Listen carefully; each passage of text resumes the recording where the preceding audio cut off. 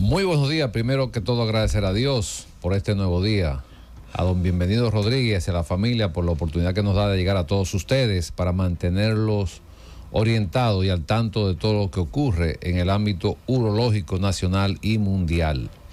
Iniciamos nuestro lunes urológico de la receta médica Z101, siempre pensando en ti, con el tip urológico de la semana. Cuando tratamos un paciente con disfunción eréctil causada por hipogonadismo, o lo que es lo mismo, una disminución de los niveles de testosterona, ¿es suficiente con tratarlo con el reemplazo de hormona? No necesariamente, porque cada paciente es diferente. Existen pacientes que van a responder al tratamiento de reemplazo hormonal de manera satisfactoria, pero otros van a necesitar un tratamiento combinado con otras sustancias. Ante la duda, visite a su urólogo. Y continuamos. Hoy tenemos un programa interesantísimo donde vamos a hablar de lo que es radiología en urología. Y en vista de ese tema, quiero hacer un comentario con relación a uno de los estudios que nosotros los urólogos hacemos con más frecuencia, que es la cistoscopía. Y quiero hablar unos segundos de lo que es la cistoscopía flexible digital de Olympus. Es una cistoscopía que realizamos normalmente en el consultorio, en la oficina. Es un procedimiento que se realiza en 5 o 7 minutos. Tiene la ventaja de que este procedimiento, donde vamos a observar el interior de la uretra, el interior de la próstata, la vejiga y los meatos ureterales. Los meatos ureterales son los conductos a través de los cuales llega la orina que se produce en el riñón. Pero la otra ventaja que tiene este tipo de cistoscopía flexible digital de Olympus que estamos realizando es que con esta cistoscopía podemos diagnosticar entre un 20 y un 26% más cáncer de vejiga que con la cistoscopía convencional que usa la luz blanca. Con esta cistoscopía nosotros utilizamos la luz verde, por lo que se pueden reconocer lesiones muy pequeñas que con la luz blanca de la cistoscopía que se hace regularmente no es posible. O sea que es un diagnóstico, un estudio que hacemos y que nos da esa ventaja tanto a nosotros como profesionales de la urología, pero también para beneficio del paciente.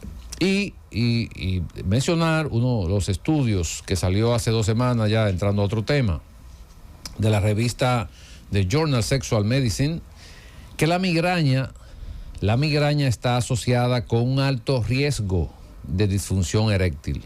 Esto fue un estudio que se realizó en 51.657 participantes.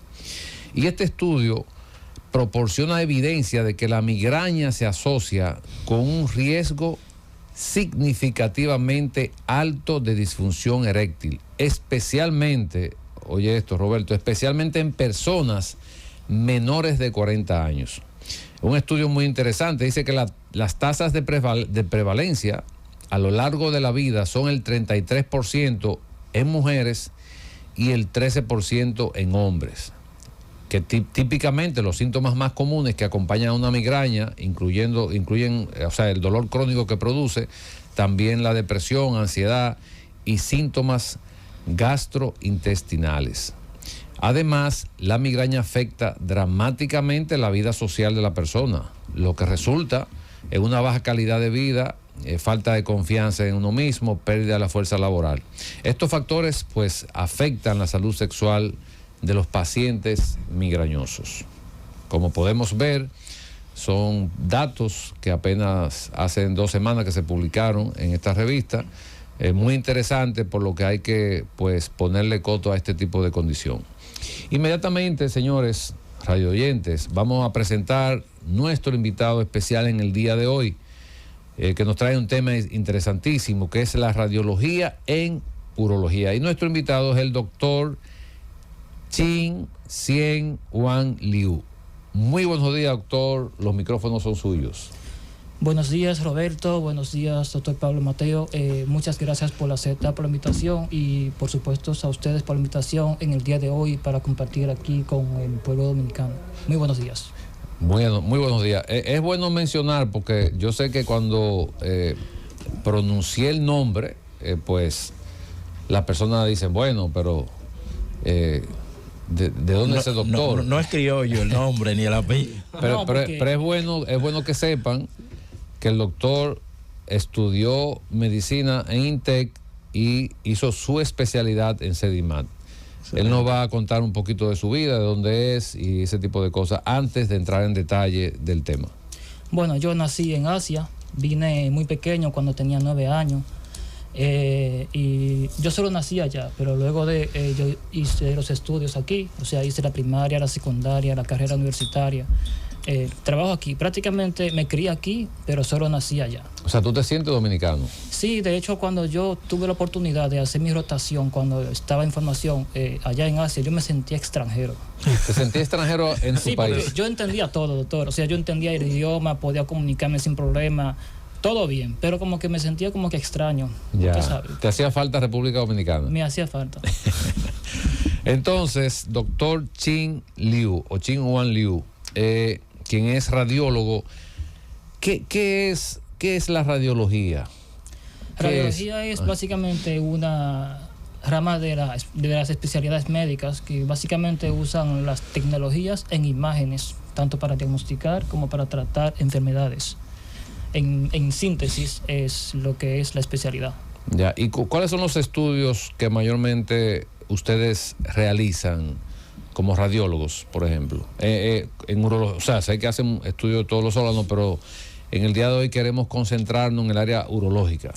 ¿Cuáles son los estudios que mayormente hacen en urología? En urología nosotros básicamente tenemos lo más simple, rayos X, tenemos sonografía, y por supuesto también tenemos tomografía y resonancia. Y en términos de medicina nuclear, pues tenemos también gamografía y por ejemplo PET, que vendrían siendo también imágenes, densitometría, mamografía, pero ya eso es en sentido general. O sea, nosotros tenemos 3 estudios básicos dentro de la urología. Si me falta alguno me hace saber, por favor, que es la radiografía, sonografía, tomografía, gamografía, resonancia y PET. Sí, ¿Qué es el PET? PET básicamente ellos usan una especie de trazadores, radiotrazadores. Por ejemplo, lo que está muy de moda últimamente para el cáncer de próstata, que es el antígeno de la membrana prostática, PSMA, que lo usan mucho, por ejemplo, para pacientes con cáncer localmente avanzado, por ejemplo, en cáncer de próstata clínicamente significativo, localmente avanzado, para estadificar si hay metástasis, tanto a nivel de ganglios como a nivel de órganos adyacentes, huesos, pulmones, cualquier otro órgano. Ok, pero un PET viene siendo como que una tomografía, una resonancia.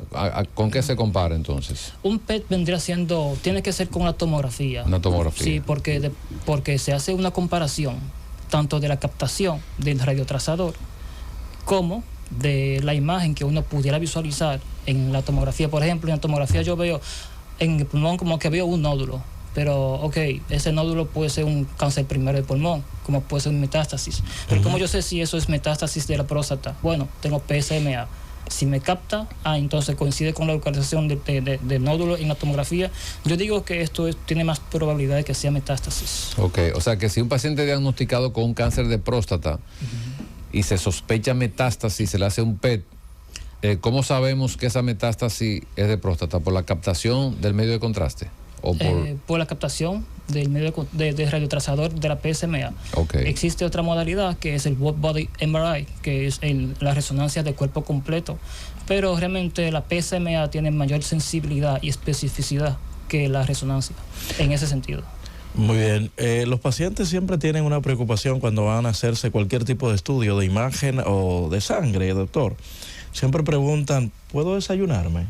En el caso urológico, cuando se va a hacer un estudio de imagen de lo que ustedes realizan como radiólogo, ¿cuál es el protocolo para el paciente?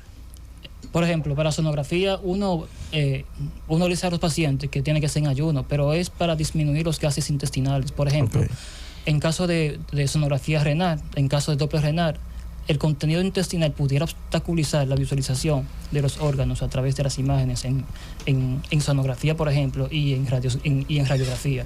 Okay. Por eso se prefiere en ayuno. Muy bien. ¿Existen contraindicaciones en estos estudios? Contraindicación para sonografía como tal, no. Ok, pero para la parte urológica.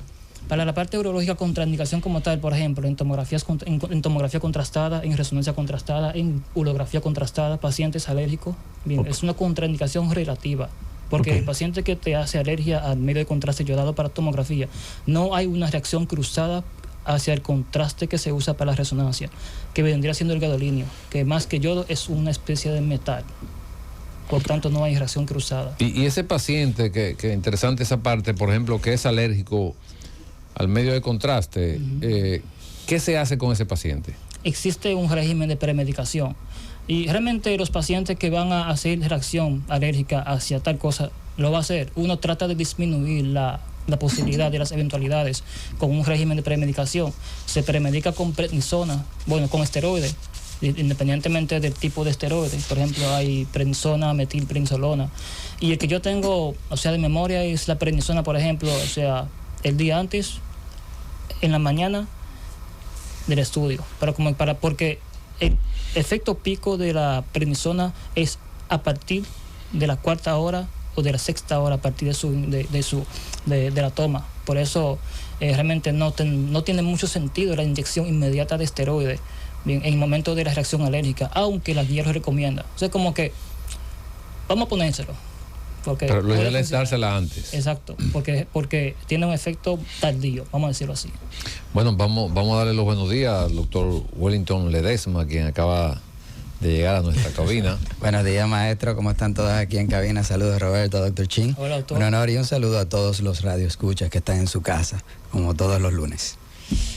Entonces, por ejemplo, si hacemos una sonografía en un paciente que reporta que tiene un quiste renal, sí, ¿a ese paciente hay que hacerle una tomografía o simplemente se le da seguimiento? O sea, desde el punto de vista de imagen, porque, bueno, nosotros sabemos que debemos hacer, pero lo que queremos es llevar esas informaciones a nuestros radio oyentes para que tengan conciencia de qué deben hacer, qué es lo recomendable en algunos casos. Por ejemplo, ese paciente que se diagnostica con un quiste de riñón, un quiste simple de riñón, sonográficamente, ¿es necesario hacerle otro estudio?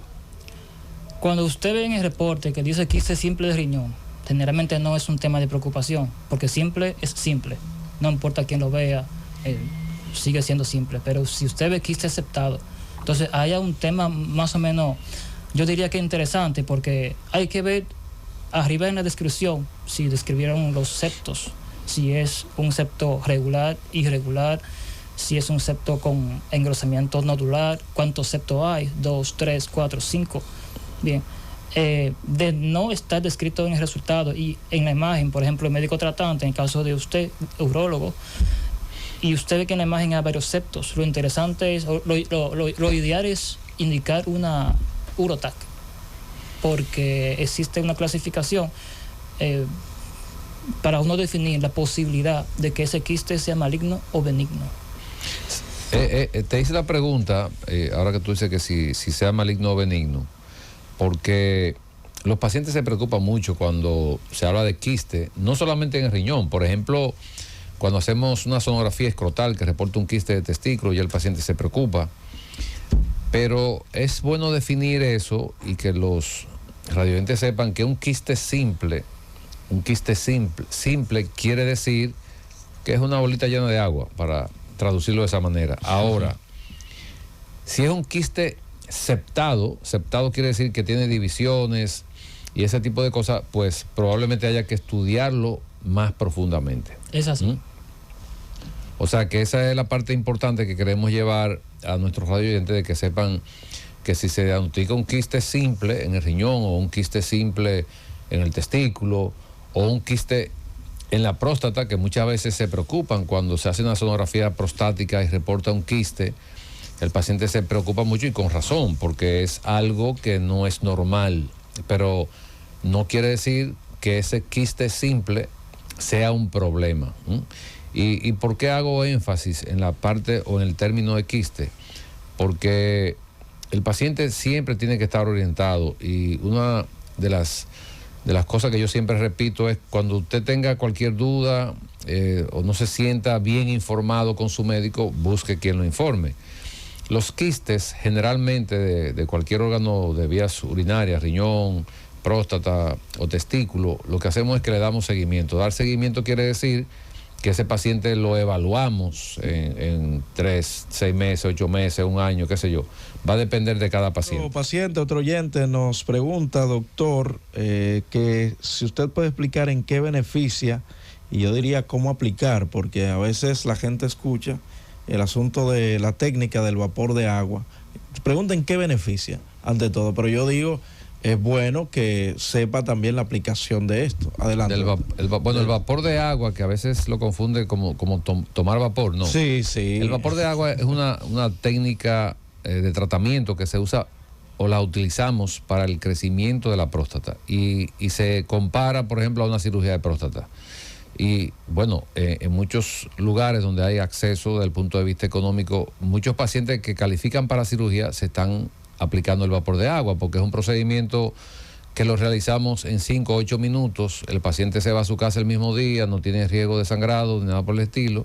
Es mucho más fácil de recuperarse, y los estudios a 6 años, ya casi 7, que va a tener el Rezum o vapor de agua, más del 90% de los pacientes están más que satisfechos, porque el efecto del tratamiento hasta el momento ha dado unos resultados excelentes. Incluso está considerado uno de los mejores tratamientos para el crecimiento de la próstata.